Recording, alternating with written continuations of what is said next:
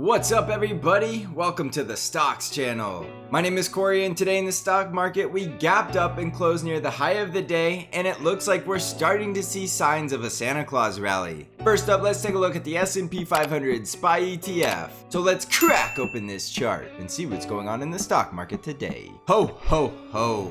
Today SPY was up 1.5% and we're starting to see that strong bounce off of the critical support at SPY 378, which is going to be our critical risk level for the Santa Claus rally. Remember, as long as SPY is above 378, it does look like we could see an end of year rally, and that rally could take us all the way up to 393 to 396. That could easily take us out into the first couple of trading days of January, and we have plenty of time left on the clock to hit that price target. So from here, watch that next critical support at the gap fill at 387.89, and then we have the strong resistance level right around 390. Above 390, we are very likely getting the Santa Claus rally to take us to 393 to 396, and that should fill all of the gaps, and by then, we should be at very critical resistance, which means we'll likely see the bears taking another bite of the price action. Now keep in mind, I always use this example that if you're looking to short this market, you want to think like the big brain bear. And the big brain bear does not mind letting price action drift higher to get another juicy entry on their short positions. So don't be the dumb money bear that's just trying to short every single green candle you see.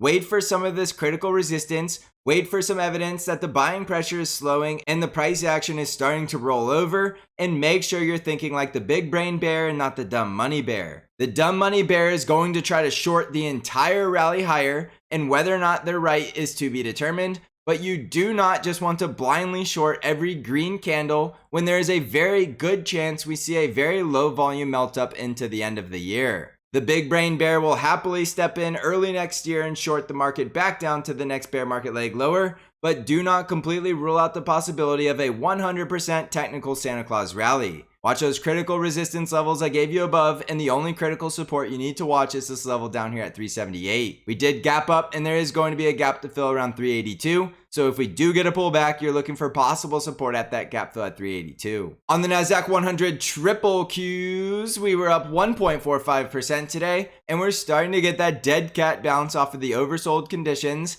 And we also did bounce off of that support trend line that connects the lows from October and November. Whether or not this continues to bounce is to be determined because we did close below the 5 EMA. But if we can break out above 274, the next resistance will be up there at 280. And then above 280, we have the gap fill at 283. Again, the big brain bear is very happy to short at those levels, so he would happily let price action drift to those levels and then take a much better short entry with a much better risk reward ratio. If you're shorting down here, you're shorting in the hole, and who knows if it's going to be profitable. So set your risk if you are still a bear down here right around 269. And if we break below that, then you could get a lot more bearish for the next leg lower at 260. So again, Santa Claus rally looks like it's a very good possibility, and we're only on day one of what could be something bigger. On the Dow Jones, we were up 1.59%, and the Dow Jones also gapped up and closed back over the 5 EMA and did find resistance below that negatively sloping 13 EMA. The Santa Claus rally could easily take us up to fill the gap below 338, and then above that we can make another run all the way back up towards 346. Critical downside support is going to be this gap fill zone right around 330 and the strong support zone between 327 and 325. On the Russell 2000 IWM ETF, we were up 1.72% today, and it was all on increasing volume, and we did gap up, so there is going to be a gap to the downside, and we found resistance right there at 176. Critical resistance remains 176 and 178, and then above that we can fill the gap just below 179, and all of that will be very critical resistance. So if we break above that, we could make a run all the way back to 182. Downside support will be the gap fill at 174 and the previous daily closing low at 172.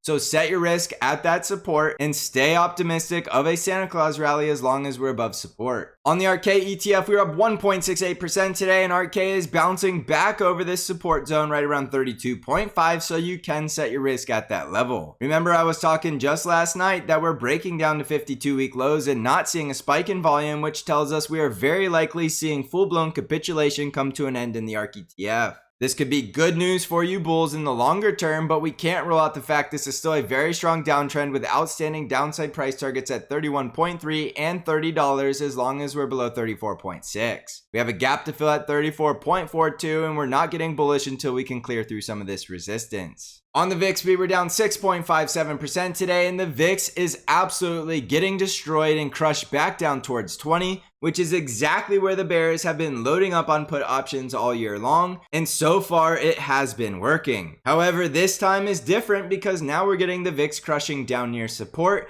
and not up there near very critical bear market resistance. I think there's something very big being told in the VIX right now, and it's painting a more bullish story than bearish, even though a lot of people are going to take this as an opportunity to load up on cheap insurance, which is essentially saying they're going to buy put options. Too many people buying put options is more than likely going to lead to the end of year rally, and this is continuing to tell us we are very likely going to see the Santa Claus rally. So keep an open mind and make sure you're not ruling out the bull scenario, because right now the VIX is broadcasting there is absolutely no fear into the end of the year. On Bitcoin, we are flat, going absolutely nowhere today, trading just below the 20 moving average, which is at critical resistance at 17,000, and above that we have critical resistance at 17,550. Our critical support is still 16,000, and if we break support, we're looking for our next leg low at 14,395. On Amazon stock, we're up 1.85%, and Amazon did reclaim the support level at 86, which means you can now use this level as a risk level to stay bullish, or the previous daily closing low down here right around 84.7. If we break that, we're looking for the next leg lower at $80 and then 77, and we're getting a lot more bullish if we can break resistance at 91. On Microsoft stock, we were up 1.09% today, breaking back over that critical risk level at 242 and closing just below the 50 EMA at 245. There's going to be strong resistance at 245, 248, and 252, and if we break below support at 242 to 240, that is going to look like we are heading lower to fill the gap at 228. On Nvidia stock, we are up 2.59% today, bouncing from this support trend line back up to the resistance at 167 and failing to close above that level. If the bulls break above 167, we're looking for the gap fill at 174, and if we get rejected from 167, we're looking for a retest of critical support at 156. A break below 156 opens the door for the bears to push all the way down to the gap fill at 142. On Nvidia stock, we were down 0.17% today, and Nvidia went absolutely nowhere on extremely high volume.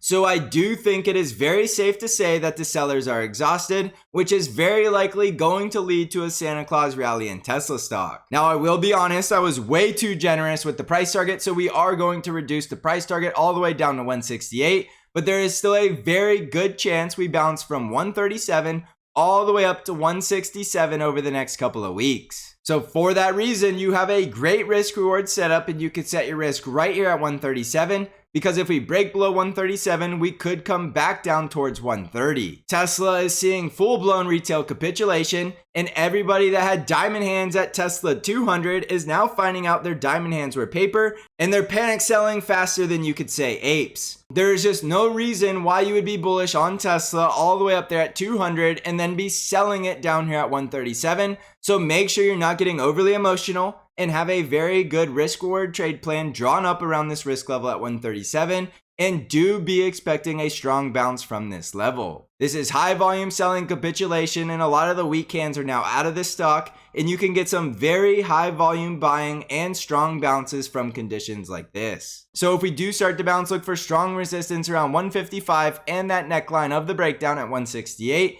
And if we break above 168, we're going to be getting a lot more bullish for a push all the way into the 190s. On Apple stock, we were up 2.38% today, and Apple is continuing with that high volume bounce from that very critical oversold position at support at 130. And we have Apple exceeding resistance today above 135. Above 135, we can run all the way up to 141. So this is still a very strong bull trade as long as we're above 135.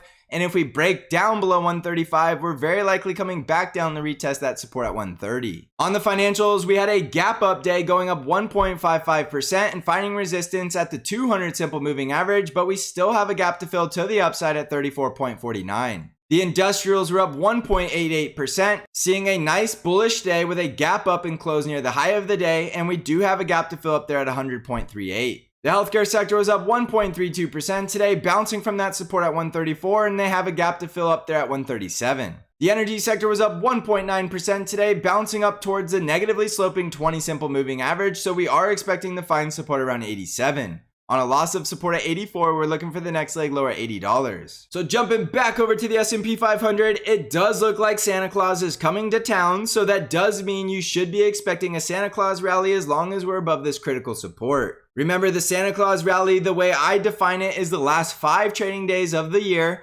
into the first couple of trading days of the next year. So that easily takes us through next week into the new year. So that does mean you should be staying bullish as long as we're above support, because it does look like we are seeing the Santa Claus rally this year. If we break back down below support and start heading lower, we'll instantly know something else is happening. But right now, I just think there's way too much bearish sentiment out there, and there's too many people expecting the market to crash, which more than likely means we are not going to see the market crash. So leave your bias at the door and follow the chart, and right now the chart is telling us to expect higher prices. Also, don't forget I have Bank Trade Alerts, which is an algorithm-driven trade alert service that only trades the ETFs TQQQ and SQQQ and sends you all of your buy and sell alerts directly via email and text message. You can learn more about Bank or learn how to subscribe by clicking on the link in the description of this video. If you're looking to become a better price action trader, come join us at the Stocks Channel Trading Discord community where you get access to all of my intraday updates and analysis. You can find out how to join the Stocks Channel Discord server by clicking on the link below. So thank you for watching, everybody. I hope you're crushing this market. And as always, I will see you in the next episode.